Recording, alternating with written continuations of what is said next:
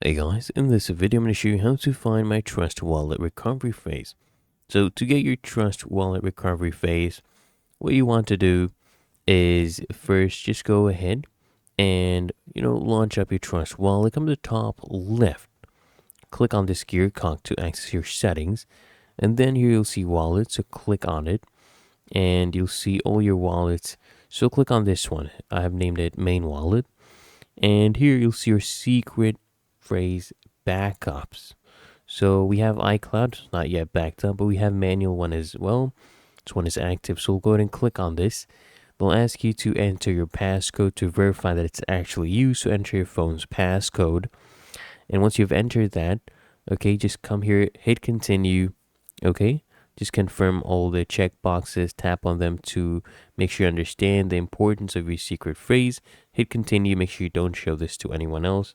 If you found this helpful, make sure you smash that like button, subscribe to App Mentor.